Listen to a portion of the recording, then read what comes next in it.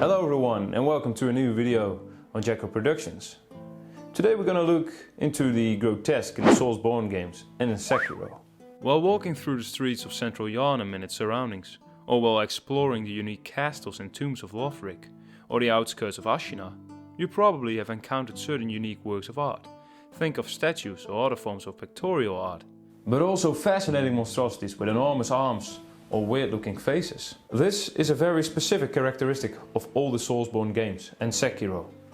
It is the art form of the grotesque. In all the Soulsborne games, the grotesque art form is omnipresent. This is a clear example of how a specific form of art has been used in order to express certain narratives. I mean, you have probably seen those statues of beheaded knights in Lothric. Those statues probably relate to this theme of self-sacrifice. And in Bloodborne, you might have seen certain weird-looking statues, but later on, during your playthrough, you actually encounter enemies that were actually depicted on those statues. And this is a clear example of visual storytelling. But what exactly is the grotesque art form, and how does it relate to the Soulsborne games and Sekiro? In this video essay, we are going to take a closer look into the grotesque by looking into the writings of two important figures, Mikhail Bakhtin, a Russian philosopher and literary scholar, and Geoffrey Harpham, an American academic who wrote about the grotesque.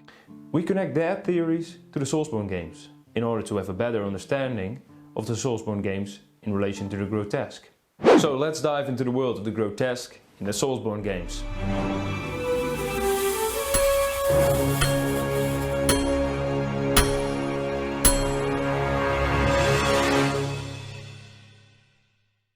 Mikhail Bakhtin covers the grotesque through a reading of the writings by Rabelais in his work Rabelais in this World from 1965. Bakhtin argues that in grotesque realism, the bodily element is deeply positive and presented not in a private egoistic form, severed from the other spheres of life, but as something universal, representing all the people. The author states that the material bodily principle is contained in the people, a people who are continually growing and renewed. This is why all that is bodily becomes grandiose, exaggerated, immeasurable. This reveals that the exaggeration of the body is a common feature of the grotesque. All the monsters in the Dark Souls games, and especially in Bloodborne, are in a process of change, which is in line with Bakhtin's writings. The author argues that the grotesque image reflects a phenomenon in transformation, an as yet unfinished metamorphosis. Bloodborne is about a disease, the scourge of the beast, and this disease is turning all the people of Yharnam into bloodthirsty creatures. And in Bloodborne you encounter numerous creatures that are in this process of change. He connects the expression of the exaggerated body with the distinction between the upward and the downward. The downward refers to the earth, and the upward concerns the heavenly, the transcendental, the pure, etc. The grotesque concerns the earthly aspects, the lower bodily stratum. And this relates to the idea of degradation. To degrade also means to concern oneself with the lower stratum of the body, the life of the belly and the reproductive organs. So in a way, the grotesque seems to mark this tension between the beastly and the divine, by highlighting that certain things or beings aren't perfect nor ideal.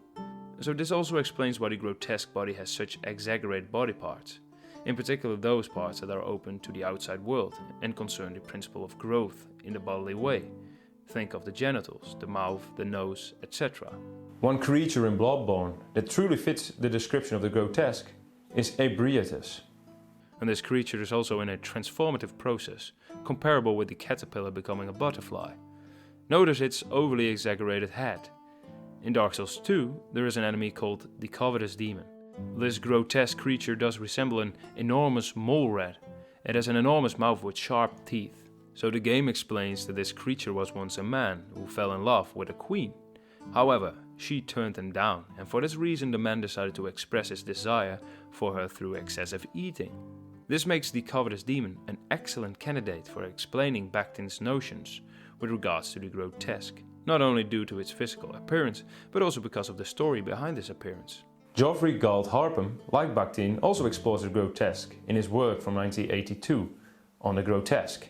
He makes it clear that when we use the word grotesque, we record, among other things, the sense that though our attention has been arrested, our understanding is unsatisfied. This has most to do with the fact that the grotesque doesn't easily fit in one particular category, nor is it easily recognizable, After examining the various chimeras, gargoyles and other ornamental artworks, Harpham comes to conclude that the grotesque is embossed in an act of transition, of metonymy becoming metaphor, of the margin swapping places with the center. It is embodied in a transformation of duality into unity, of the meaningless into the meaningful. Harpham's suggestions that the grotesque concern a certain corrupted familiarity fits very well with the creatures in the Soulsborne games.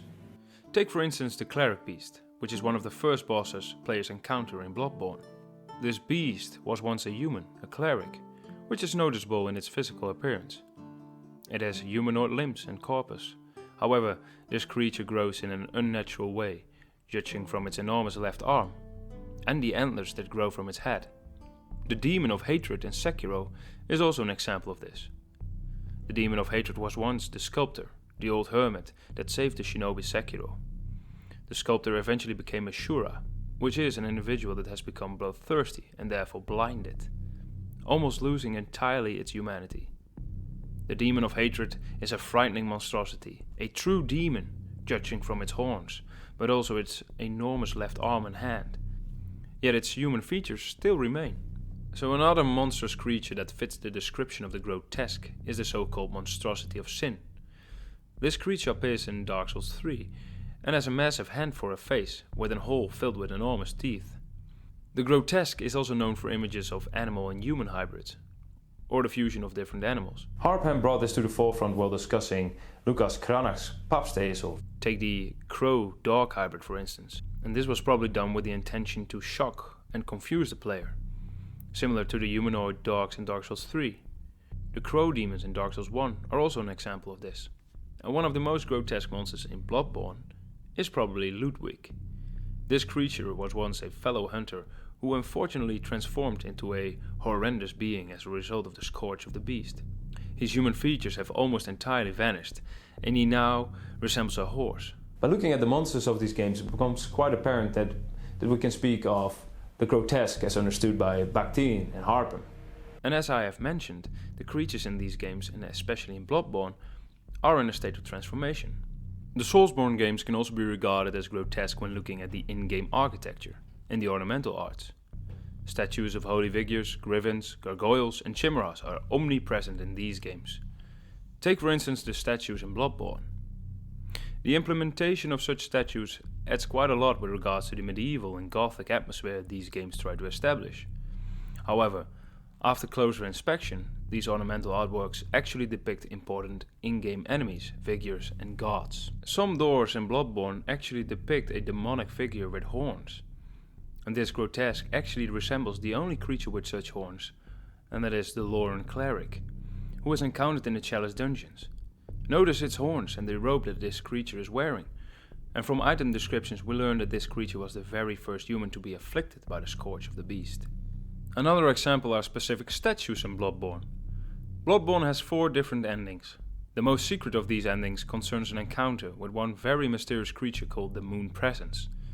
And what is interesting is that throughout the entire game, players never meet this creature, only at the very end of the secret ending. However, players can already get a certain impression of this monster prior to this ending, since the Moon Presence is depicted on statues in particular areas of the game world. These areas do play a significant role with regards to the story. The figures clearly resemble the Moon Presence, judging from the shape of its head, with one hole in it, and the twisted shapes that look like tentacles. There are 2 other godly creatures in Bloodborne that are depicted in ornamental grotesques. These are Amygdala and Abriatus. Amygdala is encountered mid-game and has a very distinctive head that resembles a human tonsil. This creature is visible on various statues, accompanied by ornamental grotesque engravings. The location where Abriatus resides is very secret and optional. It is the Upper Cathedral Ward, which is the place where the blood medicine was created. And many players probably won't encounter this creature at first, since it requires quite a few steps. However, from my understanding, she is depicted on one particular grotesque on the door that provides access to this optional area. You know, the dilapidated temple in Saccharo also has a sort of wooden engraving, also a sort of grotesque. And if you look carefully, it might seem to hint to the Demon of Hatred. Look at yourself. So this wooden carving seems to refer to the flames of Shura. And in general, it sort of reminds me of the demon of hatred. This seems to be a face that is sort of sprawling out fire, but it also seems to be the weird looking hand with all the fire. I already mentioned that in this kingdom of Lothric, players are confronted with various statues that depict kneeling knights who decapitate themselves with their sword.